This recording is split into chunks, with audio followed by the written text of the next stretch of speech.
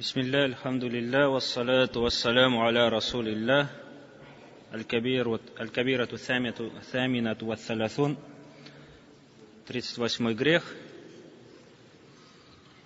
аль-мутасаммиу аля наси ма юсиррунаху, человек, который подслушивает то, что люди пытаются скрыть. То есть, если есть группа людей, которые разговаривают скрытно от других и не хотят, чтобы их слушали, подслушивали, и этот человек приходит и специально к ним встает рядом, чтобы послушать, что же они говорят. Что же они говорят. «Валя'алляха лейсат бикабиратин», то есть имам Захаби сам не пришел к однозначному мнению, сказал, возможно, это и небольшой грех. Однако Ибн аль-Кайим в своей книге указывает на то, что это все-таки является большой грех из-за аята, в котором Аллах Та'аля сказал: «Валя таджассасу», и не шпионьте друг за другом. И не шпионьте друг за другом. И пророк, саллаллаху алейхи вассалям, в хадисе, который приходит в Бухари, от Абдулла ибн Аббаса: «Ман истама'a иля хадиси каумин ва хум лаху карихун субба фи удунайхи аль-анику яум аль-киямати».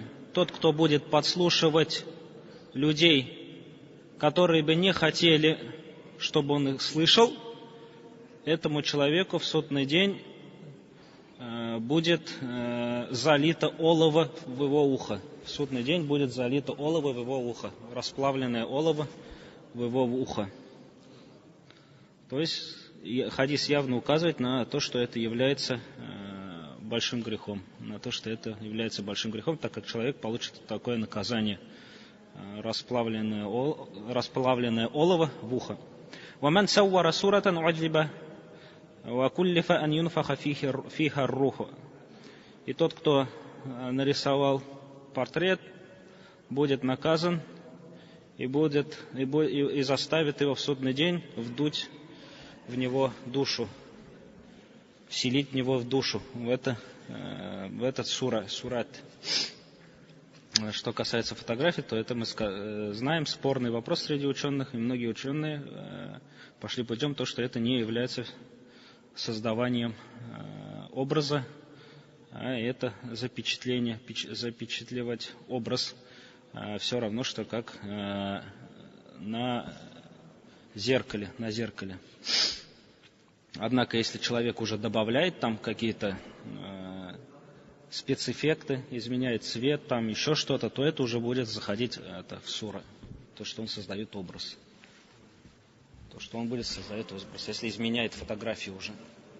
Так, как она не является в отображении зеркала.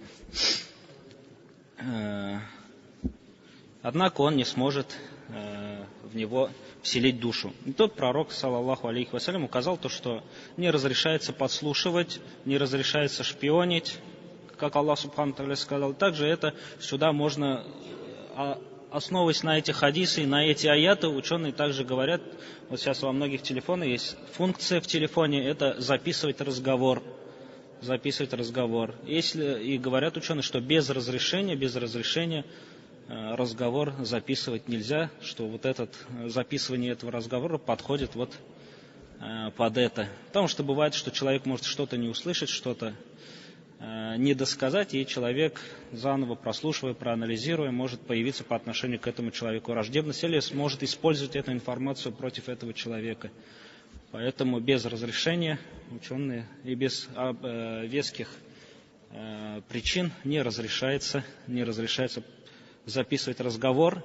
Также не разрешается записывать разговоры. Раньше в телефонах была функция таких домашних разговоры семьи, чтобы узнать, с кем они разговаривают. То есть, когда муж может быть чересчур ревнивый или жена, наоборот, например, просит, чтобы все записывалось. Вот это тоже не разрешается. Это как бы одно из шпионств, заниматься шпионством, то есть шпионить за человеком. А о человеке, во-первых, ты должен хорошее думать. Ты должен думать хорошее. То есть у тебя должно быть хорошее представление о человеке. А если ты этим занимаешься, значит у тебя нет хорошего представления. о человеке, о своем муже, о своей жене, о своих детях и так далее. То есть без ничего нельзя вот такие вещи совершать без причины. И имам Захаби все-таки его ввел тут, хоть и сказал после этого, возможно, это и небольшой грех, но он в книге включил его в состав больших грехов. Состав больших грехов — это тот, кто прислушивается к людям, то, что они пытаются скрыть. То, что они пытаются скрыть. Поэтому иногда можно подойти надо, можно подключиться к вашему разговору вот так, чтобы не было такого, чтобы люди не хотят, чтобы ты присутствовал, а ты подключаешься к разговору, и при этом они не хотят этого. И как пророк, саллаллаху алейхи ва саллям, сказал, наказание в судный день будет расплавленное олово в ухо.